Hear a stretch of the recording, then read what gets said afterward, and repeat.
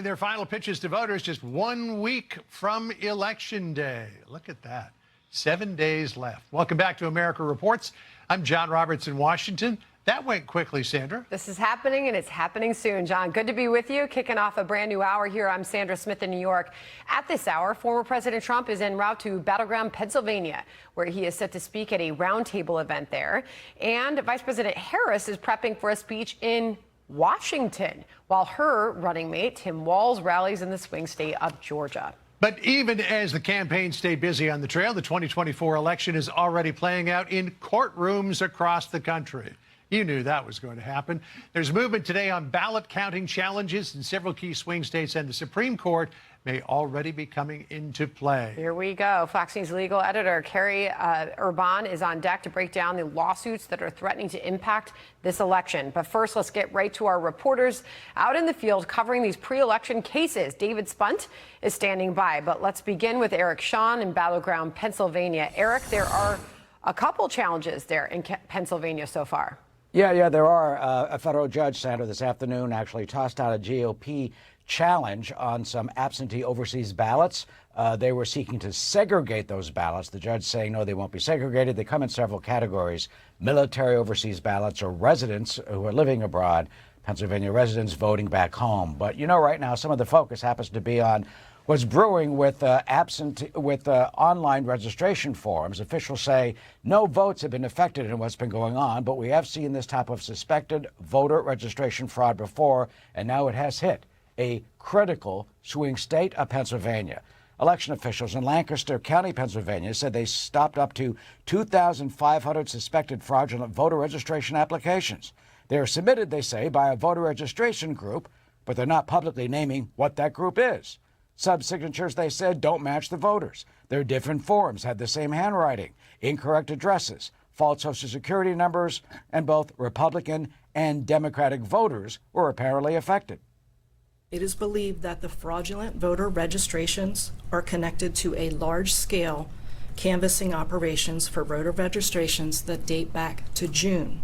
However, the majority of the applications received are dated August 15th and after. Those canvassing for voter registrations were employed and paid to obtain voter registration applications. In the past, some groups did pay canvassers to sign up a certain number of voters, or they would not get paid. Well, that's a practice prosecutors elsewhere have said encourage fraud by incentivizing canvassers to potentially fake the names, not the people you're seeing here, though. While the motive is not known in this case, Pennsylvania Secretary of the Commonwealth, Al Smith, told Fox News that stopping their registrations shows that the election system does work properly. In this case, although it's unclear how many or how few of those voter registration applications were submitted that were not legitimate, they are caught. They are easily caught. They are conspicuous, and they're not processed. Well, you know, it is a felony to fake and falsify any voter registration forms. It's a felony for each voter that is apparently falsified. Don't know the exact numbers now, but we're told that other Pennsylvania counties are also on the lookout and on guard if it's happening there too. No confirmation that it is, though. Sandra, back to you. We know you're on it. Eric Shawn, thank you. And 1 week before the election, and a flurry of pre-election lawsuits are making their way to the Supreme Court docket, from Pennsylvania and Virginia to new trouble brewing in Mississippi, Nevada, and Illinois. David Spunt is live from Washington. He's got more on that for us. David, what are the big ones before the Supreme Court right now? Well, several before the Supreme Court, and it's only Tuesday, as you and John were just mentioning. Let's start in Pennsylvania. That's a huge one, where late yesterday afternoon, state Republicans asked the 9 justices to block a lower court ruling that would allow a voter's provisional ballot to be counted, even if a mail-in ballot is rejected for not following technical procedures like arriving in mandatory secrecy envelopes. This is a separate Pennsylvania case from what Eric was just talking about. In Virginia, the Justice Department has about 55 minutes left to submit reasons why the Supreme Court should continue allowing some 1,600 Virginia voters on the election rolls. Virginia's governor insists it's simple.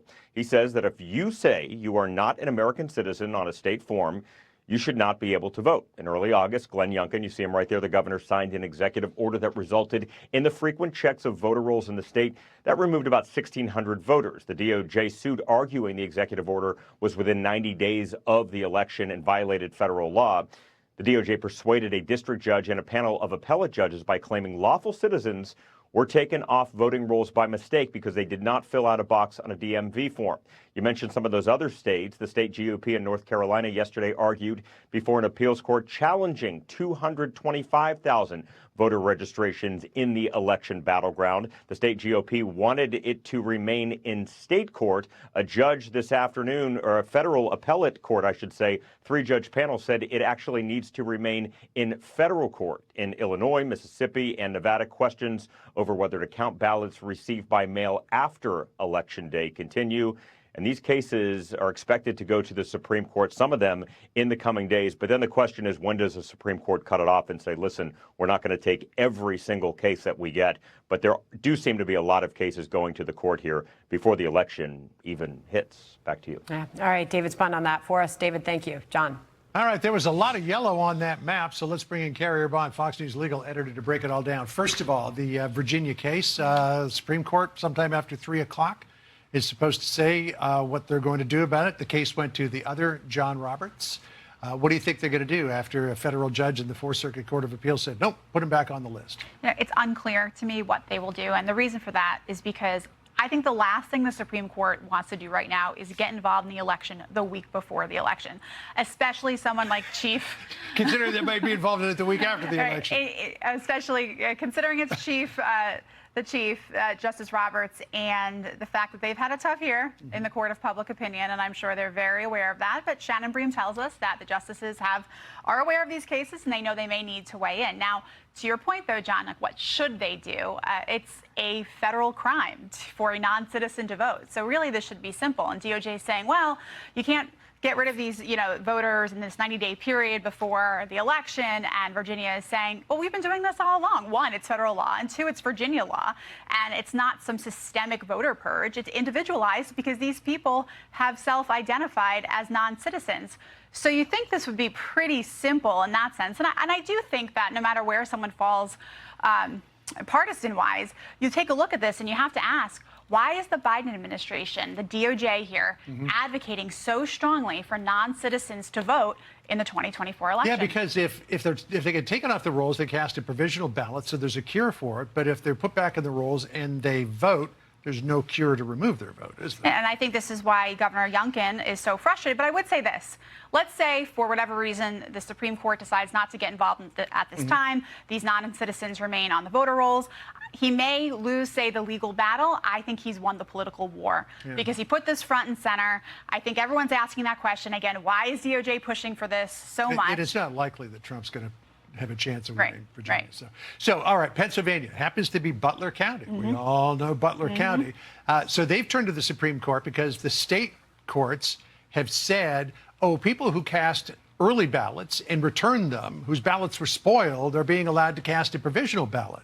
The Pennsylvania Election Code says a provisional ballot shall not be counted if the elector's mail ballot is timely received by a county board of elections. It doesn't say anything in there about casting a provisional ballot if your ballot was spoiled. And that's why people are frustrated, because the Pennsylvania Supreme Court just, right before the election, after mail-in voting already started, changed the law unilaterally and said, you know what, if you mail in your ballot and it turns out to be invalid for some reason, and then you end up casting this provisional ballot afterwards, yeah, you know what we're going to do? We're just going to pretend it never existed in the first place. So that's voting twice. And it runs counter to Pennsylvania law. Yeah. So that's an interesting case to watch, and the Butler County Board of Election has until 4 p.m. to respond on that. A couple of other cases in Pennsylvania, overseas ballots that Republicans are concerned about because there were no ID requirements to file the ballots. And then Lancaster County, possible fraud in 2,500 voter registration applications, the result of a large-scale canvass that was done back in the summer. Yeah, I think that's one to watch. It's because we're hearing from the local government itself. We're hearing from the local DA. We're hearing from the local officials. They're saying this looks sketchy. Right. This is not just some random person saying, hey, I see someone throwing out ballots in a garbage can over here. This is the local government saying, hey, we have serious suspicion of a wide-scale voter fraud operation, not just here in Lancaster, but in 2 other counties that they haven't named yet. Wow. And then Nevada, I think, is an interesting one, too. Fight over counting ballots received after Election Day that do not have a postmark on them.